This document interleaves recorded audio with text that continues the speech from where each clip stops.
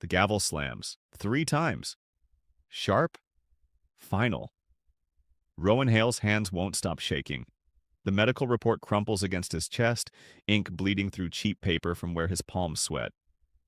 7 months pregnant, alone, standing in a courtroom that promised fairness but reeks of expensive cologne and alpha dominance designed to crush him into silence. His shirt rides up when the bailiff gestures for him to stand. Just an inch, maybe 2. But it's enough. The murmurs start immediately. Low. Vicious. A woman in the third row covers her mouth. A man near the aisle leans to his companion, lips curling in disgust. Rowan yanks the fabric down, but the damage spreads like wildfire. Whispers ignite into full conversations. Judgment wraps around his throat tighter than any bond ever did. Across the polished mahogany divide, Calder Ashbourne doesn't even blink. Tailored navy suit, gold cufflinks catching courtroom light. Hair swept back like he's attending a board meeting, not destroying the Omega who once believed every lie that poured from his mouth. Calder's lawyer, Silas Grent, a predator in expensive Italian leather, shuffles documents with the casual confidence of a man who's never lost. Hi, viewers. Kindly tell us where you're watching from and what time it is. The judge clears his throat. Gray-haired, tired eyes. He's already looking at Rowan like a problem to be solved quickly. Mr. Hale, you understand the charges brought against you? Charges. Not claims, not disputes. Charges. Rowan's voice cracks before sound even forms. I didn't do anything wrong. That's not what the evidence suggests. Silas rises, smooth as silk over broken glass. He doesn't shout. Doesn't need to. His words slide into the record like poison into water. Your Honor, this Omega knowingly concealed financial information from my client. He manipulated an alpha heir through fraudulent pregnancy claims and now demands compensation for a child whose paternity remains legally unverified. Fraudulent. The word detonates in Rowan's chest. His knees buckle. He grabs the witness stand rail, wood biting into his palms. The baby kicks hard, frantic, responding to the panic flooding his system. Rowan scent spikes, distress, fear, grief. It fills the air thick and humiliating, announcing his vulnerability to every alpha in the room. Someone in the gallery laughs, quiet, cruel. Calder finally looks at him, not with regret, not with guilt, with the cold satisfaction of a man watching a pest get exterminated. Your Honor, I'm requesting the court seize Mr. Hale's remaining assets, garnish any future earnings, and dissolve all claims to my family name. This behavior cannot be rewarded. Rowan's vision blurs. His savings, gone weeks ago when Calder froze the joint account. His apartment, eviction notice came yesterday. His job terminated the moment pregnancy rumors started. He's been sleeping in his car, rationing gas station crackers, choosing between prenatal vitamins and keeping the heat on. And now they want to take what's left. The judge frowns, pen hovering over documents. He's hesitating. But the law's a machine built by alphas for alphas. Rowan can see the gears turning toward Calder's favor. I never asked for revenge, Rowan whispers, voice breaking apart. I just wanted responsibility. Laughter ripples through Calder's side of the courtroom. Soft, mocking. The sound of people who've never known desperation. Silas smirks. Your Honor, I think we've heard enough. The double doors at the back of the courtroom open. No announcement, no warning, just the subtle groan of heavy wood moving on old hinges. But every alpha in the room feels it before they see it. A shift in pressure, like air thinning before a storm. Dominance that doesn't announce itself with volume or aggression. It simply exists. Absolute, immovable, undeniable. 3 men enter first. Black suits, tailored to precision. They move like shadows, silent and deliberate, flanking the aisle with the coordination of trained soldiers. No badges, no uniforms. But the threat is unmistakable. And behind them, Dominic Rourke. He doesn't rush, doesn't scan the room with arrogance. He simply walks forward, each step measured, controlled, radiating a power that makes Calder's carefully constructed dominance look like a child playing dress-up. Dominic's reputation precedes him.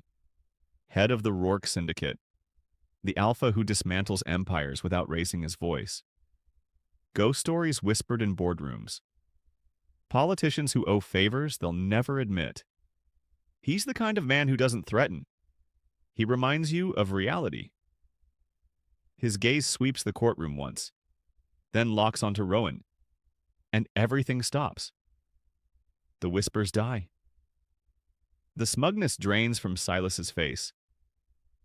Calder goes pale, color bleeding from his cheeks like water from a cracked glass. Dominic's expression doesn't change. Calm, steady. But when he looks at Rowan, something shifts. Just barely. A softening at the edges. Recognition. Not possession. Not pity. Acknowledgement. Your Honor, Dominic says, voice low and even, filling the space without effort. I believe this court has been misled. Silas recovers first, bristling with false confidence. And who exactly are you to interrupt these proceedings? Dominic places a leather folder on the defense table. The sound echoes. He doesn't look at Silas, doesn't acknowledge the challenge, he simply states fact. The man funding half the commercial development projects in the state. The alpha whose investments Mr. Ashbourne has depended on for the last 5 years to keep his companies solvent. Calder's hands flatten against the table, white-knuckled, shaking. Dominic continues, each word precise. And the legal guardian named in Mr. Hale's emergency medical directive. Filed 3 months ago when I found him collapsed outside a clinic. Malnourished, overworked, 7 months pregnant and abandoned by the alpha standing across from him. The courtroom erupts, voices clash. The judge slams his gavel. Silas stammers something about procedure, but Rowan can't hear any of it. His ears are ringing, his heart is thundering against his ribs. Because Dominic is here, in this courtroom, speaking his name like it matters.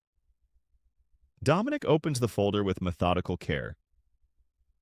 Financial records, he says, sliding the first document toward the judge.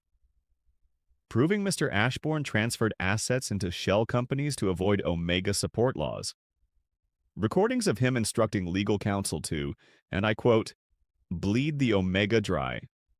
And genetic confirmation of paternity, obtained legally, verified twice by independent labs. Calder staggers back from the table. You can't... Dominic finally looks at him. Oh, he says softly. I can. Did Dominic just destroy Calder's entire case in under 2 minutes? Rowan's legs give out. Not dramatically, not with a crash. Just a slow, inevitable collapse as his knees unlock and the world tilts sideways. Strong hands catch him before he hits the floor, one of Dominic's men moving faster than anyone that size should. The grip is firm but careful, mindful of the belly pressing between them. Easy, the man murmurs. No judgment, just instruction. The courtroom is chaos now. Voices overlap in a cacophony of outrage and confusion. The judge is shouting for order. Silas is on his feet, jabbing a finger toward Dominic like that will somehow restore his crumbling authority. Calder is frozen, staring at the documents spread across the table like they're evidence of his own murder. Rowan's vision swims. He blinks hard, trying to anchor himself, but his mind keeps slipping backward. Not to months ago. To yesterday. To the moment he woke up in his car with frost coating the windows and his breath visible in the air. To the clinic receptionist who refused him service without payment up front. To the grocery store where he counted coins for a loaf of bread and left the prenatal vitamins on the shelf. He remembers the weight of shame. The way other Omegas looked at him in the waiting room. Pity mixed with relief that it wasn't them. The way strangers averted their eyes when he asked for help. The way his former packmates stopped answering calls as if poverty and abandonment were contagious. And he remembers the morning 3 months ago when his body finally gave up. The sidewalk had been cold, concrete rough against his cheek. He'd been walking to the free clinic, dizzy and nauseous, when his vision tunneled to black. The last thing he remembered was the sound of footsteps, expensive shoes on pavement, and a voice, low, calm, commanding, telling someone to call for help. When he woke up in the hospital, there were flowers by the bed. No card, no name. Just white lilies and a paid bill. He'd thought it was a mistake. Mr. Hale. The judge's voice cuts through the noise. Rowan jerks back to the present, heart hammering. Are you able to continue? Is he? Rowan doesn't know. His hands are still shaking. His scent is still broadcasting distress to everyone in the room. But Dominic is standing 3 feet away, and for the first time in months, Rowan doesn't feel like he's drowning alone.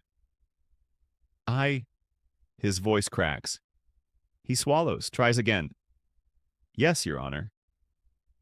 The judge nods, but his expression is different now.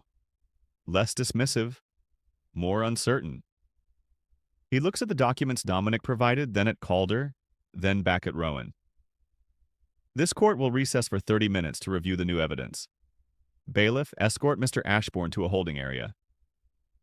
What? Calder's voice spikes, panic shredding his composure. You can't. I haven't done anything illegal. You hired shell companies to hide assets during Omega support proceedings, Dominic says, still calm. Still controlled. That's fraud. And since you did it across state lines, it's federal. Silas is already packing his briefcase, distancing himself. Rats fleeing a sinking ship. Calder lunges toward Rowan, fury replacing fear, but Dominic steps between them before Calder can get within 5 feet. He doesn't touch Calder, doesn't threaten, just stands there, immovable. Calder stops like he's hit a wall. You're done, Dominic says quietly. Not a threat, a fact. The bailiff takes Calder by the arm, leading him toward the side door. Calder twists back, staring at Rowan with something raw and hateful. This isn't over. You think he'll stay? You think he cares about you? Rowan flinches, because part of him, most of him, believes it. Alphas don't help without wanting something. Calder taught him that. The world taught him that. The door slams shut. Silence settles, heavy and strange. The gallery is emptying, spectators murmuring as they file out. Silas disappears without a word. The judge vanishes into his chambers, and then it's just Rowan, Dominic, and the 3 men in black suits standing at a respectful distance. Dominic turns to face him. For the first time, Rowan really looks at him. Mid-30s, maybe? Dark hair, neatly styled, but not obsessive. Strong jaw. Eyes the color of smoke. Gray, unreadable, but not cold. He's tall, broad-shouldered, dressed in a charcoal suit that probably costs more than Rowan's car. But he doesn't carry himself like Calder does. No performance.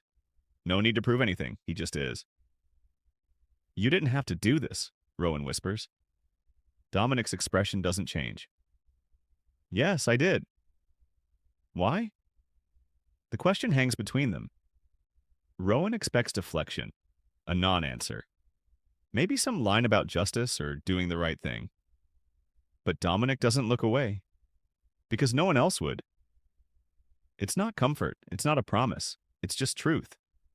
And somehow, that's worse, because it means Dominic saw him at his lowest and decided Rowan was worth saving anyway. The baby kicks again. Hard. Rowan winces, hand moving automatically to his belly. Dominic's gaze follows the motion. Something flickers in his expression. Concern, maybe. Or recognition. You should sit, Dominic says. Not an order, an observation. Rowan wants to argue, wants to prove he's not helpless. But his legs are trembling and his head is light, and he's so tired. He nods. One of Dominic's men brings a chair. Rowan sinks into it, relief flooding through his body. He closes his eyes just for a second and tries to remember how to breathe. When he opens them, Dominic is crouched in front of him, eye level, close enough that Rowan can smell his scent. Cedar and rain, clean and grounding. I need to ask you something, Dominic says. Rowan's stomach twists. Here it comes. The price. The expectation. The thing he'll owe in exchange for this rescue. Do you consent to me speaking on your behalf? Rowan stares. That's it? Not do you consent to bond with me? Not do you consent to belong to me? Just to speak. What if Rowan says no? Rowan's mouth opens. No sound comes out. Dominic waits. Doesn't rush. Doesn't press. Just holds Rowan's gaze with the patience of someone who's willing to sit here all day if that's what it takes. The question hangs in the air, sharp and terrifying because it's real. Dominic is actually asking. Actually giving Rowan a choice. When was the last time anyone did that? Behind Dominic, one of his men shifts. Not impatient, just present. Rowan catches a glimpse of ink at the man's collar, tattoos creeping up his neck, disappearing under the expensive suit. These aren't corporate bodyguards. They're something else, something dangerous, and Dominic is their alpha. Rowan's instincts scream at him. Every lesson Calder taught through cruelty and abandonment says this is a trap. Help doesn't come without conditions. Protection isn't free. And alphas, especially powerful ones, don't kneel in front of pregnant omegas and ask permission. But Dominic is. The baby kicks, sharp, insistent, like even the pup can feel the weight of this moment. Rowan's hand moves to his belly again, pressing gently, and he swears he feels the flutter of a response. A tiny pressure against his palm. Reassurance or warning, he can't tell. Dominic notices. His gaze drops to where Rowan's hand rests. And something shifts in his expression. Not possession, not desire, just softness. The kind you show fragile things. They're strong, Dominic says quietly. Rowan blinks. How do you favor your right side when you walk? The pup kicks there most. Dominic's voice is steady, matter of fact. Means they're positioned head down already. Good sign. Rowan's throat tightens. Calder never noticed, never asked, never even looked at Rowan's belly unless it was to complain about the inconvenience. But this man, this stranger who appeared out of nowhere, knows more about Rowan's pregnancy than the father ever did. I'm scared, Rowan admits. The words slip out before he can stop them. Of me? Of all of this? Rowan gestures vaguely at the courtroom, the documents, the men in suits. Of what you'll want in return. Dominic doesn't flinch, doesn't get defensive. He just nods like Rowan's fear is reasonable, expected. I don't want anything you're not willing to give. Everyone wants something. Yes. Dominic's eyes don't leave his. I want you and that pup safe, healthy, protected. That's it. Why? The question tears out of Rowan, desperate and raw. You don't know me. You don't know me anything. Why would you risk going against someone like Calder? Dominic is quiet for a moment. When he speaks, his voice is lower. Careful. 3 months ago, I found you on the sidewalk outside a clinic. You were unconscious, hypothermic. Your glucose levels were dangerously low. The medic said another hour and you might have lost the pup. Rowan's breath catches. You woke up in the hospital and never asked who paid the bill, Dominic continues. Never demanded to know who brought you in. You just thanked the nurses and left. I thought it was charity or a mistake. It wasn't. Dominic's jaw tightens, just slightly. I waited outside that hospital for 2 days. Watched you get into a car held together with duct tape and prayers. Watched you drive to a parking lot and sleep there instead of going home. And I realized you didn't have a home to go to. Rowan's eyes burn. He blinks hard, refusing to let tears fall. Not here. Not now. I could have approached you then, Dominic says. Could have offered help, but you would have refused. How do you know? Because you're stubborn and terrified and convinced that accepting help means giving up control. Dominic's voice softens. So I waited, kept tabs on you, made sure you had access to food banks, made sure your car passed inspection even though it shouldn't have. And I waited for the moment you'd have no choice but to let someone step in. That's... Rowan doesn't know what it is. Manipulative? Protective? Both? Calculated, Dominic finishes. Yes, but not cruel. I don't take what isn't freely given, Rowan. I don't force bonds or demand submission. But I also don't stand by and watch someone suffer when I have the resources to stop it. The courtroom feels smaller suddenly, like the walls are pressing in. Rowan's heart hammers against his ribs. He wants to believe Dominic. God, he wants to so badly. But belief is dangerous. Hope is dangerous. If I say yes, Rowan whispers, what happens next? The judge reconvenes. I present the evidence. Calder's case collapses. You're granted emergency protection and financial support while custody is determined. Dominic pauses. And after that, you decide what you want. Stay in the city. Leave. Move into one of my properties. Find your own place. I'll support whatever you choose. And if I say no? Dominic doesn't hesitate. Then I walk away, right now, and you face Calder alone. It's not a threat. It's a choice. A real one. Rowan looks at him, at this alpha who appeared like something out of a story, who knelt in front of a broken Omega and asked permission instead of taking, who watched from the shadows and waited for consent. The baby kicks again. Harder this time, like the pup is casting a vote. Rowan exhales slowly. His hands are still shaking. His scent still reeks of fear, but beneath it all, something else is stirring. Not trust, not yet, but possibility. He meets Dominic's gaze. I consent. The words are barely a whisper, but Dominic hears them. He rises to his feet, smooth and controlled, and for the first time since entering the courtroom, he smiles. It's small, restrained, but real. Thank you, Dominic says. And then he turns toward the judge's chambers where Calder's world is about to end. What evidence does Dominic have that will destroy Calder completely? The courtroom fills again, slower this time. Spectators return with the energy of people who smell blood in the water.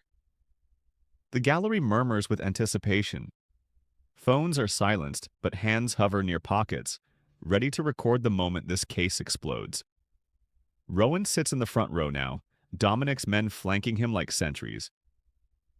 One of them, the one with tattoos creeping up his neck, offers a bottle of water without a word. Rowan takes it, grateful, hands still unsteady. The cold plastic grounds him, reminds him this is real. Calder enters last, escorted. His suit is wrinkled now, tie loosened, hair no longer perfect. He looks smaller somehow, diminished. His eyes find Rowan immediately, and the hatred there is visceral. Raw. But underneath it, Rowan sees something else. Panic. The judge takes his seat, papers spread before him, glasses perched on his nose. He looks older than he did 30 minutes ago. Tired. When he speaks, his voice carries weight it didn't before. This court will now review evidence submitted by Mr. Dominic Rourke on behalf of the defendant, Mr. Rowan Hale. He glances at Dominic, who stands near the defense table, hands clasped behind his back. Calm. Proceed. Dominic doesn't grandstand, doesn't pace. He simply reaches into the leather folder and pulls out the first document. Financial records, he says, sliding them toward the judge. These show transfers from Mr. Ashbourne's primary accounts into 3 separate shell corporations established in Delaware over the past 6 months. The timing coincides directly with Mr. Hale's disclosure of pregnancy. The judge accepts the papers. His eyes scan the columns. Numbers, dates, account names. His frown deepens. Calder leans toward Silas, whispering frantically, but Silas isn't listening. He's staring at the documents like they're written in a language he doesn't want to understand. The total amount hidden? The judge asks. $2.4 million, Dominic answers. Assets that should have been accessible for Omega support under state law. Instead, Mr. Ashbourne funneled them offshore to avoid legal obligations. Gasps ripple through the gallery. Someone swears under their breath. Rowan's stomach twists. $2.4 million. While he was rationing meals and sleeping in his car, Calder was sitting on millions. These transfers were made knowingly? The judge presses. Yes, Your Honor. Mr. Ashbourne signed every authorization personally. Dominic pulls out another sheet. Here are the wire transfer approvals. His signature, his account, his intent. Silas finally stands. Your Honor, these documents could be fabricated. They're not. Dominic's voice cuts clean. I obtained them through subpoena. The bank's verified authenticity this morning. If you'd like, I can have representatives from each institution testify under oath. Silas sits back down. The judge sets the papers aside. What else? Dominic reaches into the folder again. This time he pulls out a small recording device. Old-fashioned, physical. He places it on the table with deliberate care. A recording, Dominic says, of a conversation between Mr. Ashbourne and his legal counsel 6 weeks ago. Calder goes white. Actually white, like blood draining from his face in real time. He half rises from his chair. You can't, that's privileged. It's not. Dominic doesn't even look at him. This conversation took place in a restaurant, public space, no expectation of privacy, one-party consent state. The judge nods. Play it. Dominic presses a button. Static crackles, then voices. Calder's first, clipped, arrogant, unmistakable. I don't care what it costs. Bleed him dry. Make him so desperate he'll drop everything just to survive. A second voice. Silas. Measured. Professional. That could backfire. If the court discovers, they won't. Omegas like him don't fight back. They fold. Silence in the courtroom. Dead, suffocating silence. Then Calder's voice again, quieter but sharper. I want him broken. Completely. He chose to keep this pup? Fine. Let him live with that choice alone. The recording clicks off. Rowan can't breathe. He knew Calder hated him. Knew Calder wanted him gone. But hearing it, hearing the cold calculation, the deliberate cruelty, is different. It's proof. Undeniable. Public. The judge removes his glasses, pinches the bridge of his nose. When he looks up, his expression is granite. Mr. Ashbourne, do you deny that's your voice? Calder opens his mouth, closes it. His lawyer won't meet his eyes. I was angry, Calder stammers. I didn't mean... You meant every word. Dominic's voice is soft, lethal. And you acted on it. The judge looks at Rowan, really looks at him. For the first time, there's something like empathy in his gaze. Mr. Hale, I owe you an apology. This court failed to protect you. Rowan's throat is too tight to respond. He just nods. And finally, Dominic says, pulling out the last document, genetic confirmation. Paternity established through amniocentesis with Mr. Hale's consent and court order from the Medical Review Board. Mr. Ashbourne is the biological father. No question. He slides it forward. The judge reviews it, nods. This evidence is substantial and verified.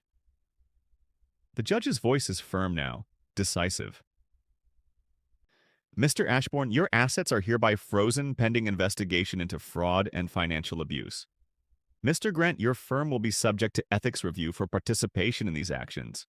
And Mr. Hale, he looks at Rowan. You are granted immediate emergency protection, temporary custody, and financial support retroactive to the date of disclosure.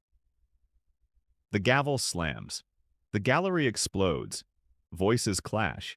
Cameras flash despite the rules. Calder is shouting something, but Rowan can't hear it over the roar in his ears. His vision swims. His chest is tight. And then Dominic is there, not touching, just present. Breathe, he says quietly. Rowan does. In, out, in, out. The baby kicks, once, twice, like applause. And for the first time in months, Rowan feels something other than fear. He feels the faintest flicker of hope. Will Calder accept this or try one last desperate move? The courtroom empties in waves. Spectators file out, voices buzzing with shock and speculation. Phones emerge the moment people cross the threshold, already spinning the story into headlines. Lawyers gather their files with the hurried efficiency of people trying to escape a sinking ship. Silas is gone before the judge even leaves the bench. Calder remains. He stands near the defense table, shoulders rigid, hands clenched at his sides. His jaw works like he's chewing glass. Rowan can feel his stare from across the room. Heavy, furious, desperate. One of Dominic's men steps closer, a subtle shift that puts him directly in Calder's line of sight. A warning without words. The judge rises, robes sweeping behind him as he disappears into his chambers. The bailiff lingers near the side door, eyes flicking between Calder and Dominic like he's waiting for violence to erupt. Rowan should leave. He knows that. His legs are shaking, his head is pounding. The baby is moving constantly now, restless and agitated, feeding off his stress. But something keeps him rooted. Maybe exhaustion, maybe disbelief, maybe the need to see this moment through to the end. Dominic approaches the defense table, collecting the documents with methodical care. Each sheet squared, each folder closed. He moves like a man who's done this 1,000 times, dismantled lives with paperwork and precision. You think this is over? Calder's voice cracks through the quiet. Loud, raw. Dominic doesn't look up. It is. No. Calder takes a step forward. The bailiff tenses. You don't get to walk in here and destroy everything I've built. You destroyed it yourself. Dominic finally meets his gaze. Calm, unshaken. I just showed people what you did. Calder's laugh is bitter, sharp. You think you're saving him? You think he's going to be grateful? I don't think about what he owes me. Dominic closes the last folder. That's the difference between us. He's going to ruin you. The moment he realizes what you are, what you do, he'll run. And then you'll understand why you what? Dominic's voice drops. Quieter. More dangerous. Why you abandoned a pregnant Omega? Why you hid millions while he starved? Why you recorded conversations planning his destruction? Calder's hands curl into fists. For a second, Rowan thinks he's going to swing, but Dominic doesn't move, doesn't flinch. Just watches with the stillness of a predator deciding whether prey is worth the effort. The moment breaks. Calder exhales hard. His shoulders sag. The fight drains out of him, leaving something hollow behind. I loved him, he says quietly. Before everything went wrong. I did. Then you should have acted like it. Calder looks past Dominic, directly at Rowan. And for just a second, Rowan sees the man he used to know. The one who brought flowers on Thursdays, who laughed at bad movies, who promised forever. Then it's gone. You'll regret this, Calder says. Not a threat. A prediction. He turns and walks toward the exit, the bailiff following close. The door closes with a heavy thud, and just like that, Calder Ashbourne disappears from Rowan's life. The silence that follows is strange. Hollow. Like the space after an explosion. Rowan's knees finally give out. He sinks into the nearest chair, hands pressed against his belly. The baby kicks in response, gentler now, settling. Rowan closes his eyes and tries to process what just happened. Dominic's footsteps approach, measured, unhurried. He stops a few feet away, giving Rowan space. You okay? Rowan laughs. It comes out sharp and broken. I don't know. Am I supposed to be? There's no supposed to be. Dominic crouches down again, that same careful eye-level positioning. You just watched your life change in 30 minutes. However you feel is valid. I don't know how I feel. Rowan opens his eyes. I thought I'd be happy, relieved, but I just feel empty. That's shock. Dominic's voice is steady, grounding. It'll pass. And then everything else will hit. What if he was right? The words slip out before Rowan can stop them. What if I do ruin you? What if this is all a mistake? Dominic doesn't answer immediately. He just looks at Rowan with those steady gray eyes like he's reading a language only he understands. I don't make mistakes, he says finally. I make choices, and I chose to help you. That's not something you can ruin. You don't even know me. I know enough. How? Rowan's voice breaks. How can you be so sure? Dominic tilts his head slightly. Considering. 3 months ago, when I found you on that sidewalk, the first thing you did when you woke up in the hospital was ask about the pup. Not yourself, not your situation. Just whether the baby was okay. He pauses. That told me everything I needed to know. Rowan's throat tightens. He remembers that moment. The panic, the nurse's calm reassurance, the overwhelming relief that nearly broke him. You also refused painkillers because you were worried about side effects on the pregnancy, Dominic continues. Even though you were in significant discomfort, and when the hospital offered to contact your alpha, you said no, because you didn't want him to have another excuse to hurt you. Rowan stares. How do you know all that? I asked the nurses. Dominic's expression doesn't change. I wanted to understand who you were before I decided how to help. That's... Rowan doesn't have words for it. Invasive? Protective? Both? Thorough, Dominic supplies. I don't do things halfway. When I commit to something or someone, I'm all in. The weight of those words settles over Rowan like a blanket. Heavy but not suffocating. He wants to believe them, but belief requires trust, and trust requires vulnerability. Rowan isn't sure he has left. What happens now, he asks. Now? Dominic stands, offering a hand. Now I take you somewhere safe. You eat a real meal. You sleep in an actual bed. And tomorrow we figure out next steps. Rowan looks at the offered hand. Strong, steady, unmarked by desperation or demand. Just there. He takes it. Dominic pulls him to his feet with care, mindful of his balance. One of the men appears with Rowan's worn jacket, holding it open. Rowan slides his arms through the sleeves, grateful for the warmth despite the threadbare fabric. Where are we going? Rowan asks as they move toward the exit. Dominic glances at him. Something shifts in his expression. Not quite a smile, but close. Home, he says simply. And Rowan realizes he doesn't remember what that word feels like anymore.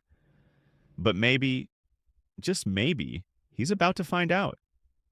What kind of home does a Mafia Alpha keep? Calder's hand wraps around Rowan's wrist before the courthouse door fully closes behind them. The grip is tight. Bruising. Rowan gasps, stumbling backward as Calder yanks him into the narrow alcove beside the building. Away from cameras, away from witnesses. The afternoon sun disappears behind brick walls, leaving them in shadow. You think you've won? Calder's breath is hot against Rowan's face. Sour with desperation. You think he's going to protect you forever? Rowan tries to pull away. Can't. His heart slams against his ribs. The baby kicks frantically, sensing danger. Let go. He's going to use you, drain everything from you, and then he'll leave. Just like I did. Because that's what alphas do to omegas like you. Calder's voice drops to a hiss. Broken. Needy. Pathetic. Each word lands like a fist. Rowan's throat closes. Because part of him, The part Calder carved into shape through months of cruelty. Believes it. Believes he's not worth protecting. Not worth staying for. You ruined everything, Calder continues, fingers digging deeper. My reputation, my companies, my life, because you couldn't just disappear quietly. I was pregnant with your child. Rowan's voice shakes but holds. I didn't ask for anything but responsibility. Responsibility? Calder laughs, sharp, cruel. You wanted ownership. You wanted to trap me with some pup I never asked for. You demanded proof. Rowan finds strength somewhere, deep down, where anger lives beneath fear. You demanded I keep it. You said, I lied. Calder's face is inches away now. I wanted you gone the moment you told me, but you just kept clinging, kept hoping, kept believing in some fantasy where we'd be a family. The words detonate in Rowan's chest, because they're true. He did hope, did believe, even when every sign screamed otherwise. Calder's grip shifts to Rowan's jaw, forcing eye contact. He's going to realize you're not worth the trouble. And when he does, you'll have no one. No money. No home. Nothing. Rowan's vision blurs. Not from tears. From rage. From the sudden clarity that Calder isn't angry about losing. He's angry that Rowan survived losing him. Good, Rowan whispers. Calder blinks. What? Good. Rowan's voice strengthens. Better nothing than you. Calder's hand tightens. For a second, Rowan thinks he's going to hit him. Sees the calculation in those cold eyes. The desire to hurt one more time. Then a shadow falls across them both. Remove your hand. Dominic's voice is quiet, laced with something that makes the air feel thin. Calder doesn't turn, doesn't let go. This doesn't concern you. It does. Dominic steps closer. Not rushing, not threatening, just moving with the inevitability of a storm. Because you're touching something that's under my protection. He's not yours. He's not yours either. Not anymore. Dominic's gaze drops to where Calder's hand grips Rowan's wrist. Last chance. Remove it voluntarily. Or I remove it for you. Calder's jaw clenches. His pride wars with his survival instinct. Pride loses. He releases Rowan with a shove that sends him stumbling. Dominic catches him before he falls, one arm steadying him with practiced ease. You'll regret this, Calder spits. Both of you. No. Dominic's voice is glacier cold. I won't, and neither will he. Because unlike you, I keep my promises. Two of Dominic's men appear at the alcove entrance. Silent. Waiting. Calder looks between them. Outmatched. Outnumbered. His face twists with impotent fury before he turns and storms away. His footsteps echo down the courthouse steps. Growing fainter. Disappearing. Rowan's legs give out. Dominic lowers him to sit on the concrete ledge, still supporting his weight. Did he hurt you? Rowan shakes his head. His wrist throbs, but it's nothing. Just another bruise to add to the collection. I'm okay. You're not. Dominic crouches in front of him, examining the marks already darkening on Rowan's skin. His expression hardens. But you will be. Rowan wants to believe that. Wants to believe this nightmare is finally over. But Calder's words echo in his skull. Broken? Needy? Pathetic? He's right, Rowan whispers. I am pathetic. I let him... Stop. Dominic's voice cuts clean. Not harsh, just firm. You survived. That's not pathetic. That's strength. I couldn't even pull away from him just now. Because you're 7 months pregnant and exhausted. Dominic's hands are gentle despite his words. Because he ambushed you. Because fear is a rational response to someone who hurt you repeatedly. He pauses. None of that makes you weak. Rowan looks up, meets those steady gray eyes. Then what does it make me? Human. The word settles something in Rowan's chest. Not peace, not yet, but the faintest possibility of it. Come on, Dominic says, offering his hand again. Let's go home. And this time, when Rowan takes it, he doesn't question the word. Will Calder make one final desperate move for revenge? The judge's gavel slams 3 days later. Final. Absolute. The sound echoes through the packed courtroom like a gunshot. Rowan sits in the front row, hands folded over his belly, watching Calder Ashbourne's world collapse in real time. This court finds the defendant guilty of financial fraud, obstruction of justice, and willful violation of Omega protection laws. The judge's voice is granite, unyielding. Mr. Ashbourne's assets are permanently seized. All business holdings are placed under federal investigation, and full custody of the unborn child is granted to Mr. Rowan Hale with no visitation rights for the biological father pending further legal review. The gallery erupts. Whispers become shouts.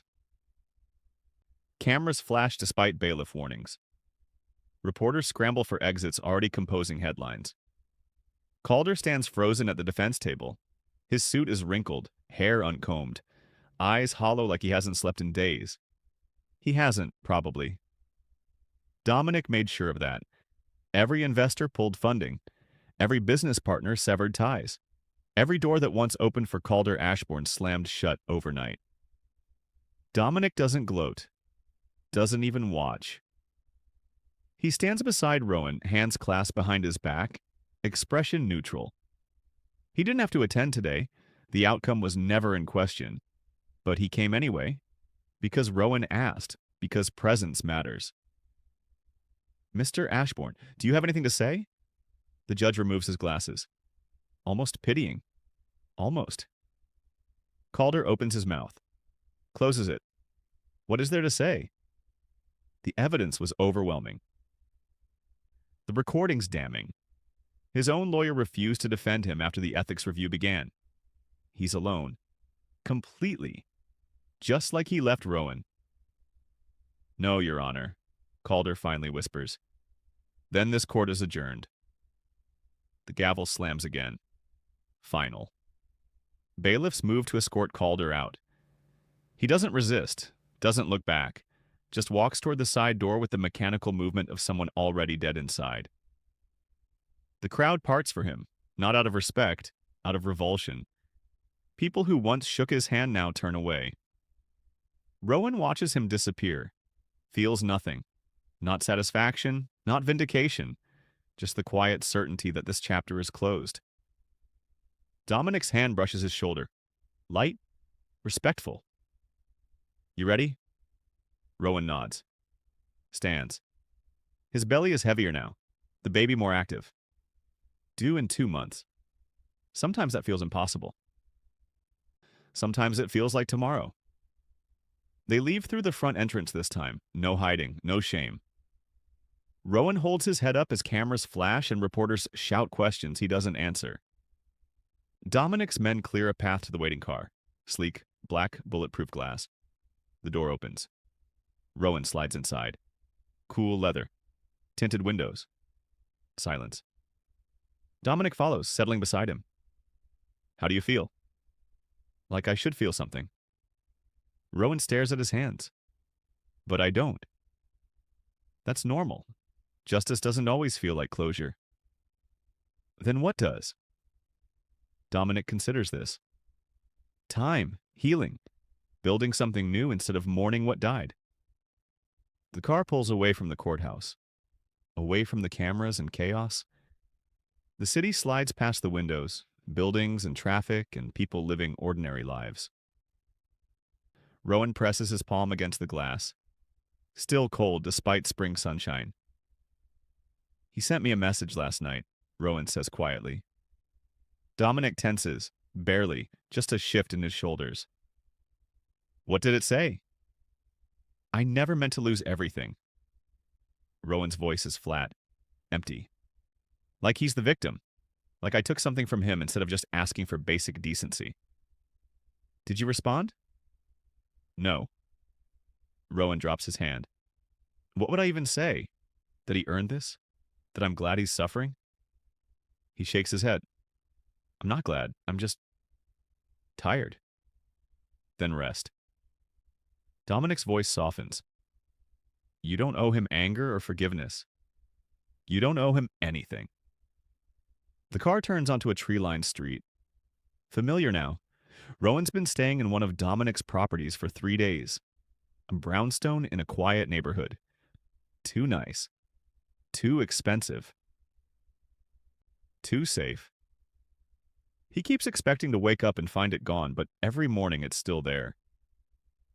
They pull into the private driveway. The engine cuts. Silence settles. Calder was right about one thing, Rowan says suddenly. Dominic looks at him, waiting. I am broken. Rowan's throat tightens. I don't know how to trust anymore. How to believe someone will stay. How to accept help without waiting for the price.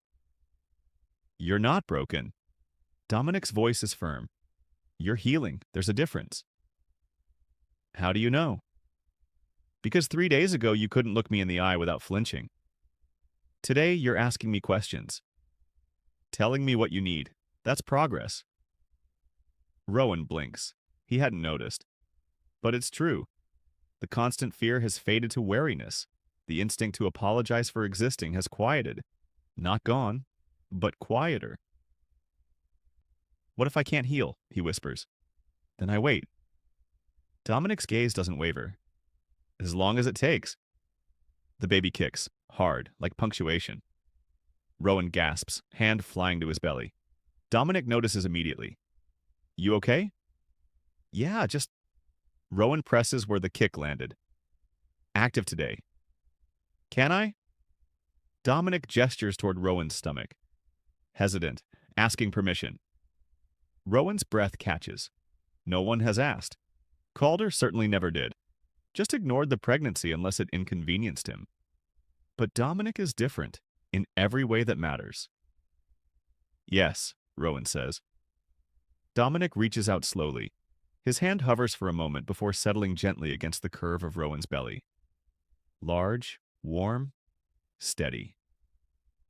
The baby kicks again, right into his palm. Dominic's expression shifts. Wonder. Pure and unguarded. They're strong. Takes after me, Rowan says. Tries to smile, almost succeeds. Good. Dominic's hand lingers. The world needs strong omegas. Something breaks open in Rowan's chest. Not painful, just open. Like a door he'd locked tight suddenly swinging wide. And for the first time since everything fell apart, he lets himself believe that maybe he's allowed to hope again. What will it take for Rowan to fully trust Dominic? The bedroom is too quiet. Rowan lies awake at 2 a.m, staring at the ceiling of the brownstone's guest room. Moonlight filters through gauze curtains, painting everything silver blue. The bed is soft. Too soft. He's spent months sleeping in a car with springs digging into his back. Comfort feels wrong now. Suspicious. The baby shifts inside him. A roll rather than a kick. Settling for sleep. Rowan's hand moves automatically to the spot, tracing the curve. 8 months now, due in 4 weeks. The doctor, Dominic's doctor, who didn't demand payment up front, says everything looks healthy. Strong heartbeat. Good position. No complications. Miracle considering. Rowan sits up slowly, swinging his legs over the bed's edge. His feet touch plush carpet. Another wrongness. He stands, padding to the window. The street below is empty. Streetlights casting orange pools. Parked cars undisturbed. Safe? Quiet? Boring. Everything he never thought he'd have again. Guilt twists in his stomach. He should be grateful. Is grateful. Dominic gave him sanctuary without demands. A roof, food, medical care, space to breathe. But gratitude feels like debt, and debt feels like chains. A soft knock interrupts his spiral. Rowan, Dominic's voice. Careful. You awake? Rowan opens the door. Dominic stands in the hallway, dressed in sweatpants and a t-shirt. Casual, human. Not the intimidating alpha from the courtroom. Just a man checking on someone under his protection. Couldn't sleep, Rowan admits. Me either. Dominic gestures toward the stairs. Want tea? Rowan nods. They descend to the kitchen. Massive, modern granite counters gleaming in low light. Dominic moves through the space with easy familiarity, filling a kettle, pulling mugs from cabinets. Rowan sits at the island watching. You don't have to do this, Rowan says quietly. Do what? Dominic sets the kettle on the stove, clicks the burner on. Take care of me. Watch over me. You've already done more than... More than what? Dominic leans against the counter. More than basic decency requires? More than any alpha should for an omega in crisis? He shakes his head. That's a low bar. Still higher than most, clear. Then most are failing. The kettle begins to hiss. Dominic pulls out tea bags. Chamomile, Rowan's favorite. He noticed without being told. You keep acting like kindness is extraordinary. It's not. It's baseline. Not in my experience. I know. Dominic pours hot water into mugs. Steam rises.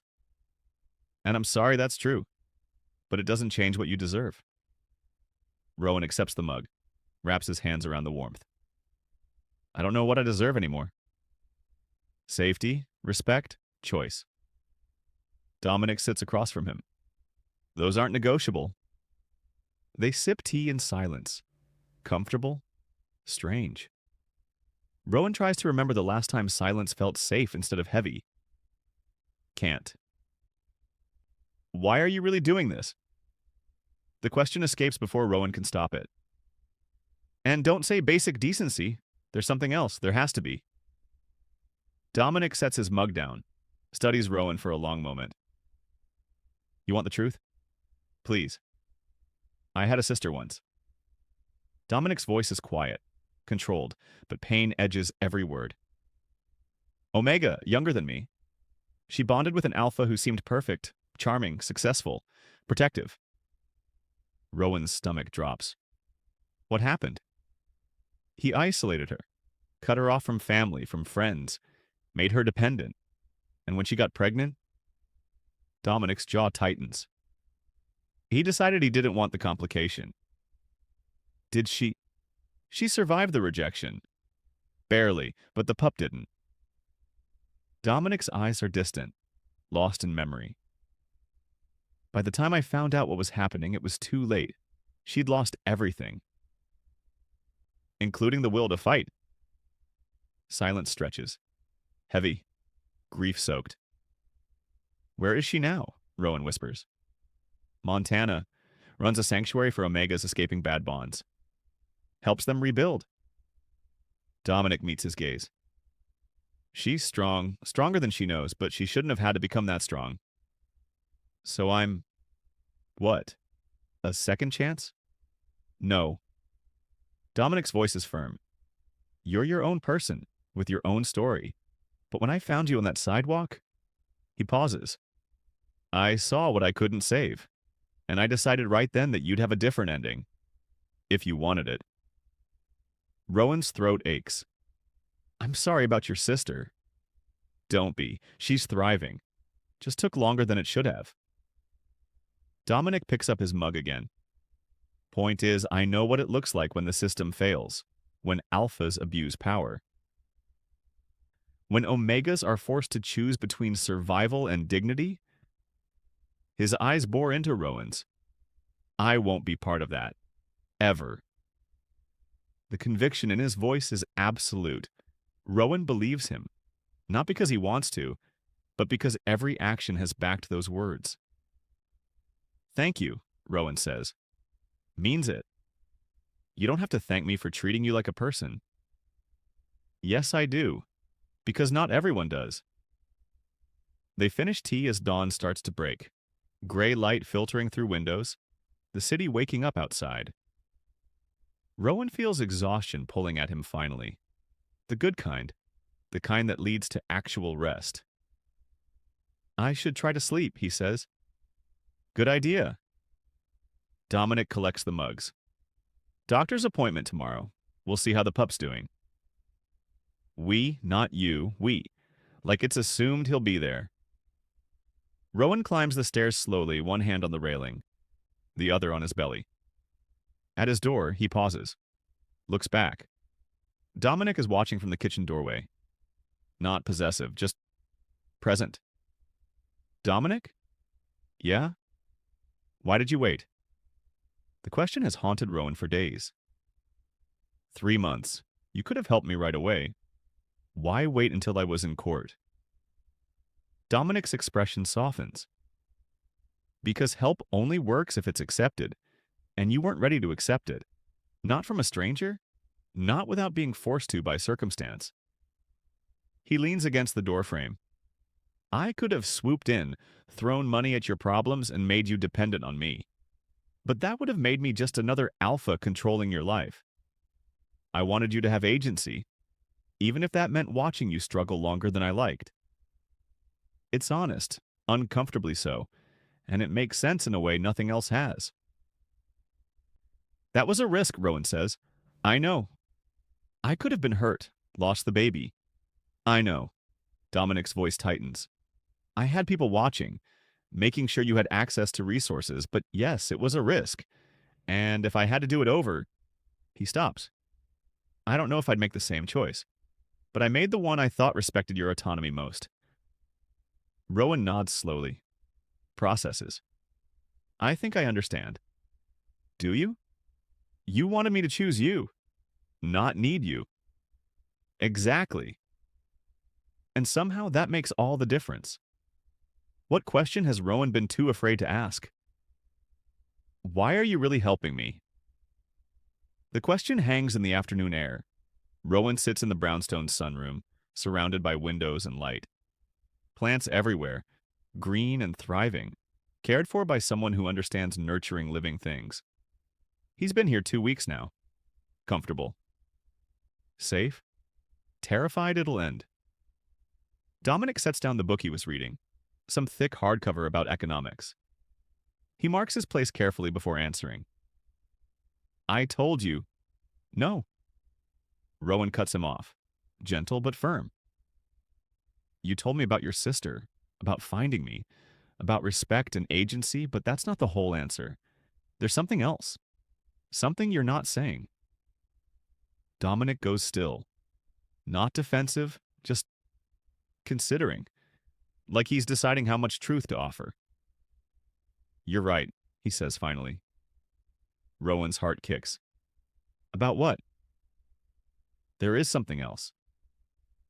Dominic stands, moves to the window, his back to Rowan, shoulders tight. 3 months ago when I found you on that sidewalk, I wasn't just passing by. I was tracking Calder. The air goes thin. What? Calder Ashbourne had business dealings with me, investments, development projects. I didn't know him personally, just professionally. Dominic's voice is measured, careful. Then I started hearing rumors. A corporate alpha hiding assets, using shell companies, and I got curious. So you investigated him? Yes. Dominic turns, meets his gaze. I pulled financial records, found the transfers, discovered he was dodging Omega support laws, and I wanted to know why. So I dug deeper. Found your name, your address, the frozen accounts. Rowan's stomach twists. You knew about me before you found me. I knew about the situation, not you. Dominic takes a step closer. I was planning to report him. Let the authorities handle it.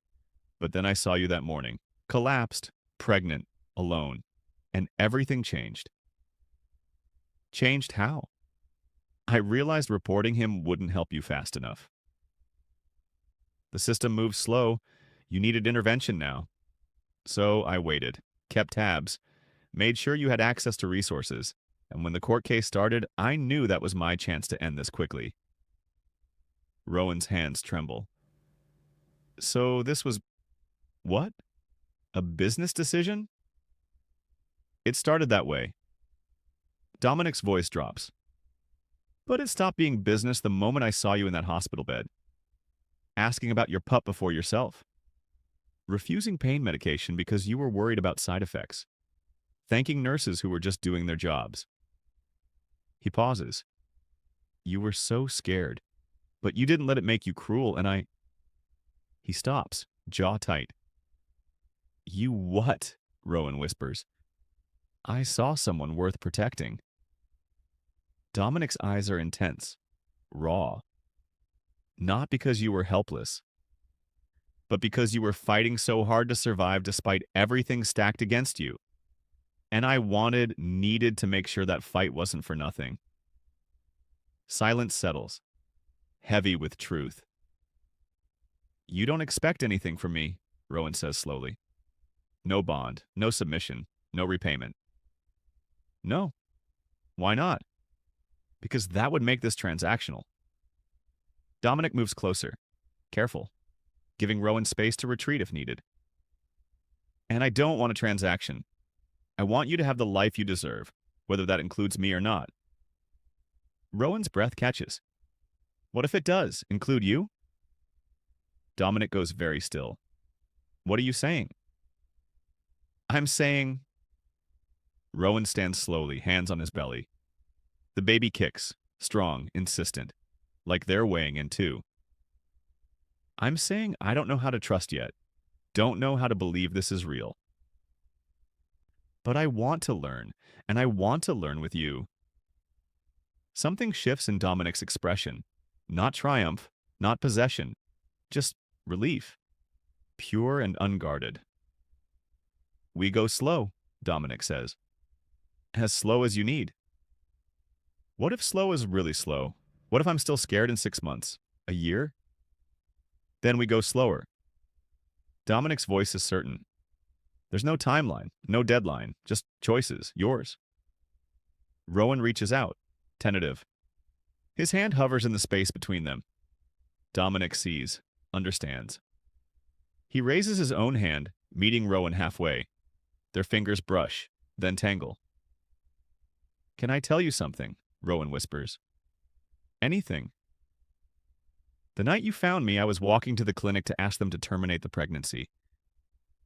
Dominic's grip tightens. Just slightly. I couldn't afford prenatal care. Couldn't afford to eat properly. Couldn't afford a future for this pup. Rowan's voice breaks. And I thought the kindest thing I could do was stop before things got worse. But you didn't. No, because when I got to the clinic, there was a girl in the waiting room. Maybe 16. Pregnant. Crying.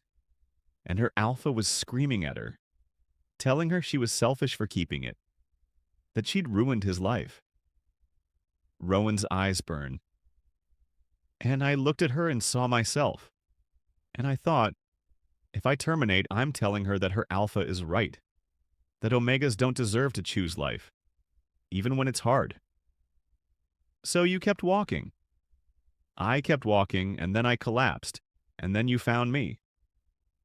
Rowan meets Dominic's gaze. I don't believe in fate. But I believe you saved us that day. Both of us. Dominic pulls Rowan's hand to his chest. Right over his heart.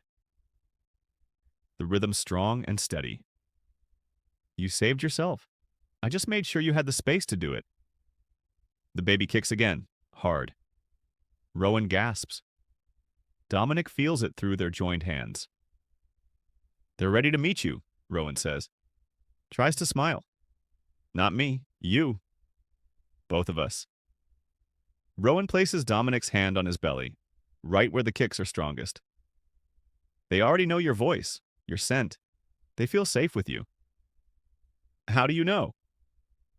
Because they stop kicking frantically when you're around. They settle, like they know you'll protect us. Dominic's eyes close. just for a moment. When they open, they're bright with emotion he's not trying to hide. I will, he says, for as long as you'll let me. And Rowan, for the first time in months, believes him completely. How will this story end? With hope or heartbreak? The first cry splits the air like a declaration. Loud, fierce, absolutely furious at being forced from warmth into cold hospital lights. Rowan collapses back against pillows, chest heaving, body shaking from effort and relief and overwhelming emotion. It's a girl, the doctor announces, smiling, already wrapping the pup in soft blankets. A girl. Rowan's throat closes. He'd been so focused on surviving that he'd barely let himself imagine details. But now she's here. Real. Screaming her displeasure at the universe. She's healthy, the doctor continues. Strong lungs, good reflexes, perfect APGAR scores. Perfect. The nurse places her in Rowan's arms. Tiny. Red-faced. Eyes squeezed shut against the brightness. Dark hair plastered to her skull. She's the most beautiful thing Rowan has ever seen. Hi, he whispers, voice breaking. I'm your mom. She stops crying, just for a second, like she recognizes his voice. Then starts up again, demanding and imperious. She knows what she wants, the doctor laughs. That's a good sign. Rowan can't stop staring, counting fingers, toes, memorizing every detail. This is his daughter. His. No matter what Calder tried to take, no matter how hard the world pushed. She's here. The door opens quietly. Dominic enters, still wearing the ridiculous hospital scrubs they made him change into. He looks exhausted. Rowan was in labor for 14 hours. Dominic didn't leave once. Not for food, not for rest. Just stayed. Held Rowan's hand. Breathed when Rowan forgot how. Hey, Dominic says softly. Like speaking too loud might shatter something.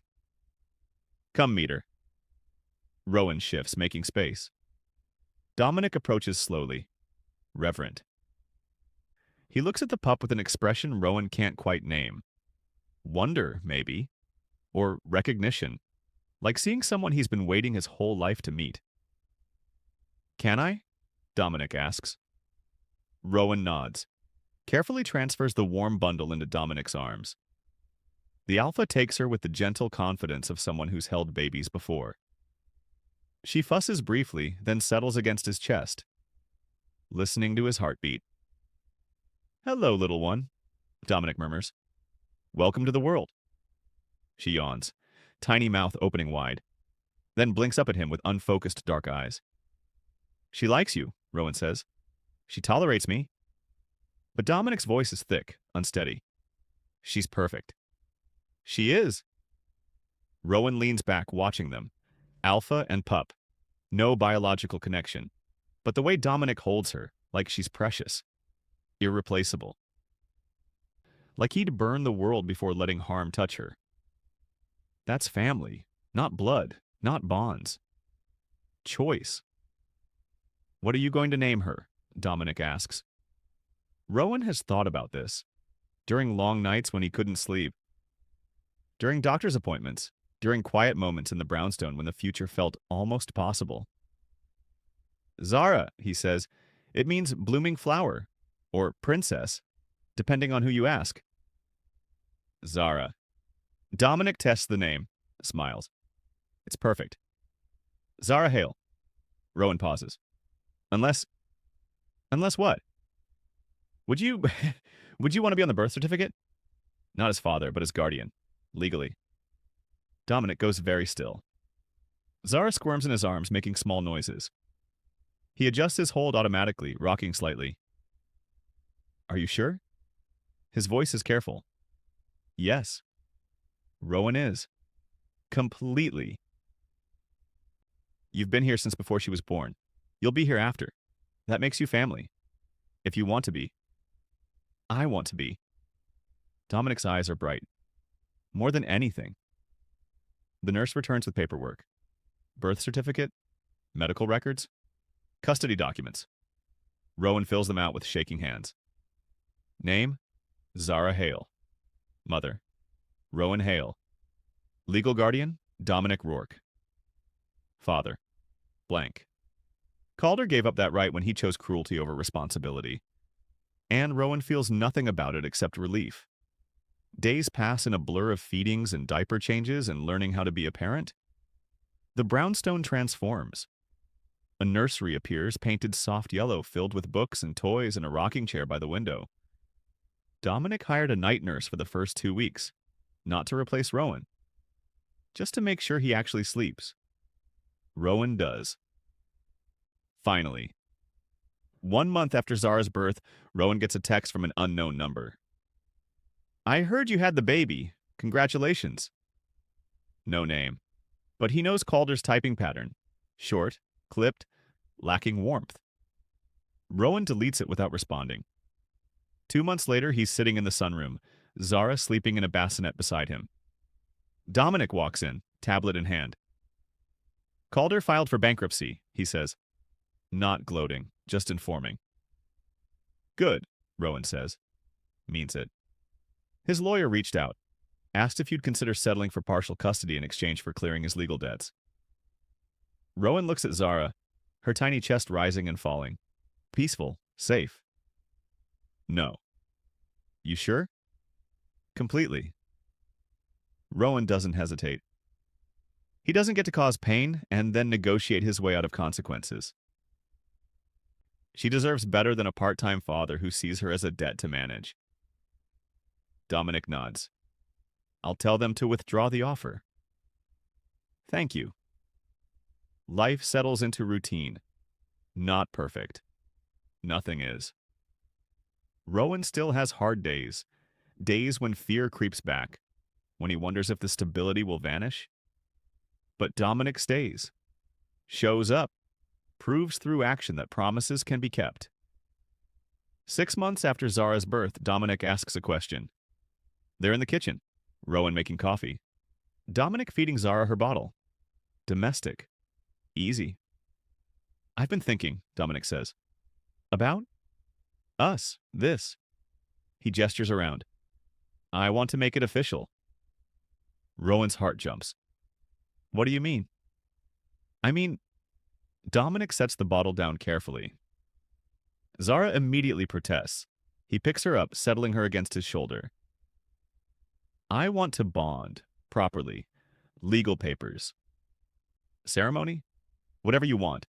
But only if you're ready. No pressure, no timeline. Just putting it out there. Rowan stares. Processing. You want to bond with me? Even though what? You have a daughter from another alpha? Yes. Dominic's voice is firm. Even though you're still healing? Yes. Even though it might take years before you fully trust me? Yes, I want all of it. All of you. If you'll have me. Rowan doesn't answer right away. He watches Dominic bounce Zara gently on his shoulder. The way Dominic hums under his breath when she fusses. The way his entire posture shifts to protect her head, her neck, her small, fragile body. This isn't performance. It's habit now. Instinct. I'm scared, Rowan says honestly. Not of you. Of losing this. Of trusting something good and watching it fall apart. Dominic nods. That fear doesn't disqualify you. It proves you understand what's at stake. Rowan exhales slowly. Then he steps closer. Close enough that Dominic can feel the warmth of him. Close enough that this choice is unmistakably real. I don't want a bond that cages me, Rowan says. I don't want promises you can't keep. And I don't want to disappear into someone else's shadow. You won't, Dominic says without hesitation. You'll stand beside me. Not behind me, not beneath me. Rowan studies his face, searching, measuring. He finds no hunger for control there, no urgency, just patience. Then yes, Rowan says, quiet, steady. I want to bond, but we do it my way, slowly, publicly, with safeguards. Dominic's breath catches. Just once. Whatever you need. Zara lets out a tiny sigh, milk-drunk and content, her fist tangled in Dominic's shirt. Rowan smiles despite himself. Months later, the bond ceremony is small. No cameras, no spectacle, just witnesses who matter. Dominic's sister flies in from Montana. She hugs Rowan for a long time without saying a word, then kneels in front of Zara like she's greeting royalty. "You did good," she whispers to Rowan. "You protected her." The bond itself is quiet. No overwhelming dominance. No claiming marks on display. Just hands joined. Consent spoken clearly. Promises made out loud so they can't be twisted later. Rowan doesn't lose himself. He gains something instead. A year passes. Rowan finishes his certification program and starts working at a nonprofit that helps displaced Omegas navigate housing and legal aid. He uses his story carefully, not as spectacle, but as proof that survival is possible. Dominic funds the organization but never takes credit. Rowan insists on it. Zara learns to walk, then to run, then to shout "Mama" across the brownstone like it's her job to announce joy.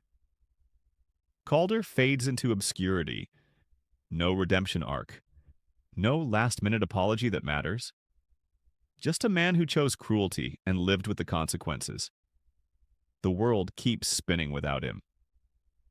One evening, Rowan stands in the doorway watching Dominic and Zara on the living room floor. Blocks scattered everywhere, laughter echoing off the walls. This isn't the life Rowan imagined when he was sleeping in his car, counting coins, wondering if he deserved to keep breathing. It's better. Later that night, Rowan records a short message on his phone.